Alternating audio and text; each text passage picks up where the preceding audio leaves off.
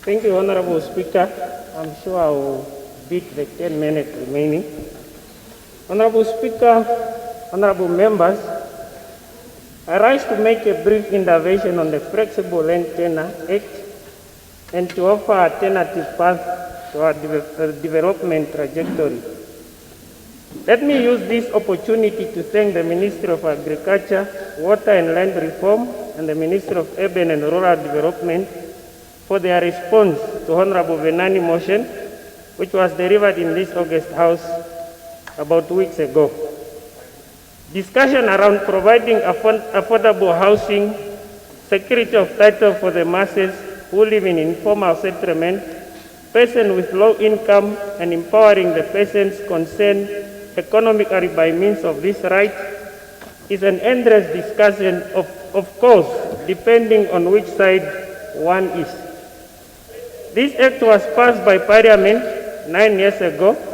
At the time of passing this law, the ministry at that time indicated that it estimated that about 70% of people living in informal settlement would have obtained land rights by December 2017.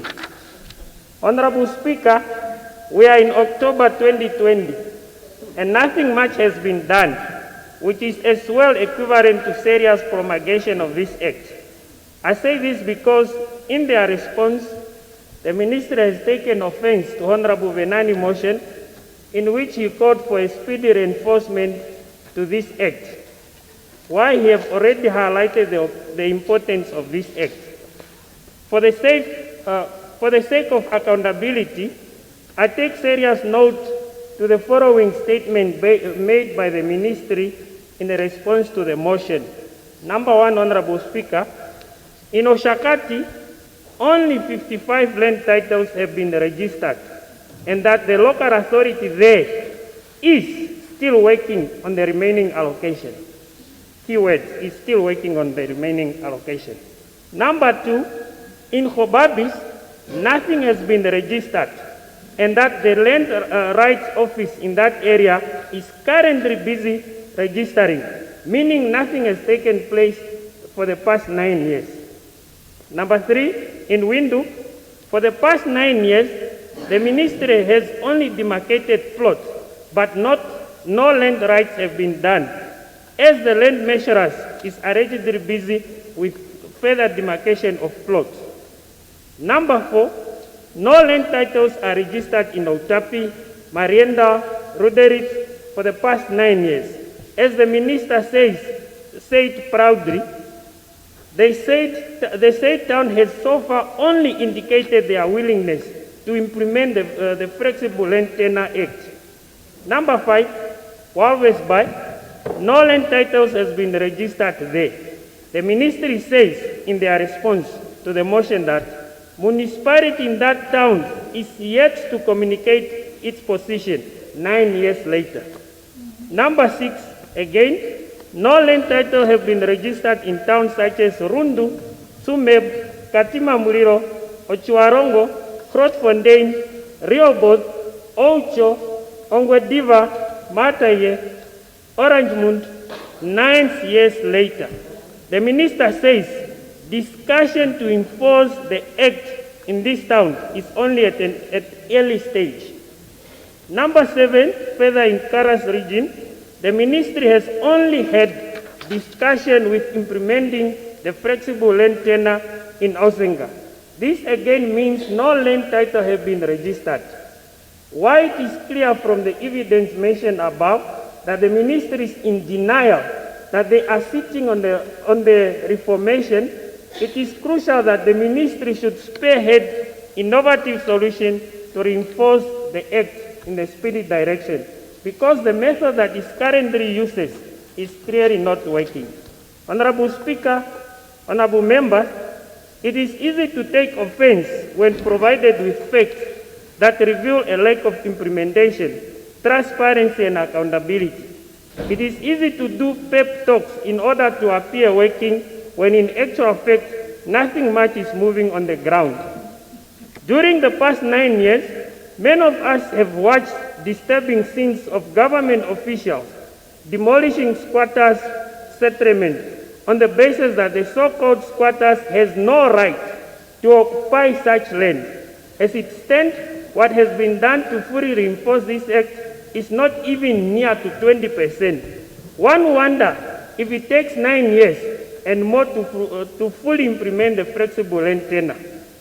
It indeed, the land reform program is one of the main objectives of the liberation struggle for a free Namibia by the ruling party, as the minister has indicated in her speech.